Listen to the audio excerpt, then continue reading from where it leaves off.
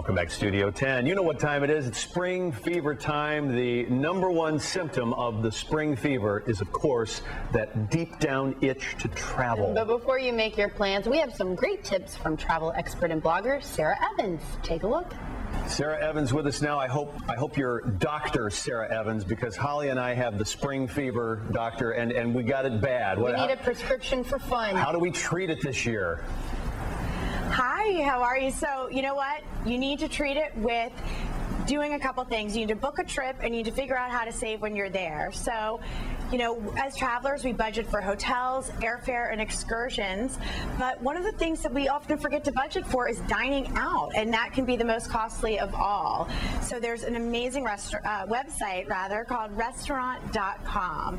And restaurant.com helps you save on thousands of restaurants nationwide and discover these great dining deals when you really need them. Leisure travelers love it, and so do business travelers, because for business travelers, they're able to get a great meal and also stay within corporate expense budget. So it's really a win-win. It's very easy to use. You log on to restaurant.com, search restaurants close by where you're traveling, and you can read these really helpful reviews from restaurant.com customers, and it helps you make your decision of where you want to eat. You can travel ahead, purchase these certificates, and if you end up changing your mind, no worries, because you can exchange them at any time. And you know what? Today they even have this fabulous mobile app. So you download it on your phone and you get these amazing dining deals anytime on the go. Now, how much on average do you think, Sarah, somebody like a family would spend, let's say just on a long weekend vacation, just on meals alone? Because I would think it's probably a pretty shocking amount. Oh, I mean, on a long weekend, depending on, a family of 4 could spend definitely upwards of $500 just eating and drinking. You think about, breakfast, lunch, dinner, when you're out, it really adds up quickly. Mm-hmm. So, you can go on restaurant.com for $10, you get these $25 certificates. You can even buy $40 certificates for a $100 meal. But you can really search and figure out what works best for you, but there's a lot of options. So I highly recommend it. It's truly a no-brainer. Hey, and there's no reason why you could just use that just when you're traveling. You could use that while you're right here at home. Yeah, without a doubt. Yeah. I was searching this week for restaurants within my neighborhood, and I came up on so many restaurants that I'm eating at all the time that I could be saving at. So. Is there any particular style of restaurant that's less expensive to eat at this time of the year? I mean, based on market prices of food and so forth? Well, you know what? Unfortunately, the ones that are fresh and that are going to be the best for you are going to be the most expensive. So, but with sites like restaurant.com, you're able to eat at some of those nicer restaurants and save while doing it. So it's definitely a win-win for all of us, whether you're staying at home or you're traveling. What else can we do to save money once we're on vacation? Because you're right. I mean, you think about some of the things. You think about airfare. You think about the hotel. But there are so many facets of travel that you leave off. And I know my husband and I always return from a vacation and go, where did our money go?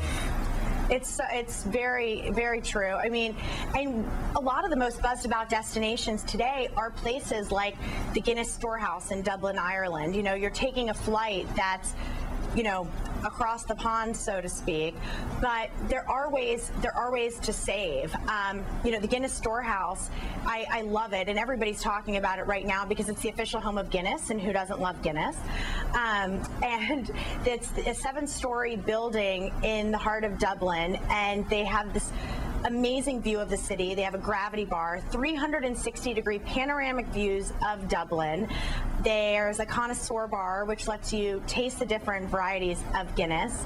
You can learn the history of the brand and even see how some of the varieties pair with food, which is really cool.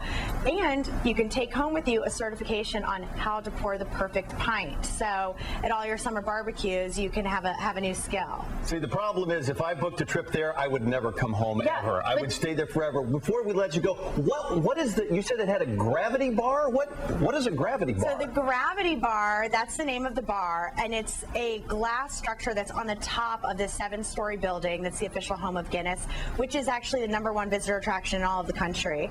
And you look and see this 360-degree view of Dublin. It's absolutely fabulous. That in itself is a reason to go. Even if you're not a Guinness drinker, you won't see a view like this in all of the city. So it's well worth it. And if you're planning these trips, use social media to your advantage. Today we're all on Facebook and Twitter, checking in to see what our friends are doing, but check in to see what your favorite travel brands are doing. You know, like your favorite hotels on Facebook, follow them on Twitter, and engage with them because they are giving special access and insider deals to their followers. I can see how Jerome and I would save on the Guinness Gravity Bar too, because we wouldn't need to eat. We take all of our meals right Just up there. Guinness. Just more pints. There we go. Sarah, thank you so much for your time with us inside Studio 10 Thanks. today. Happy travels.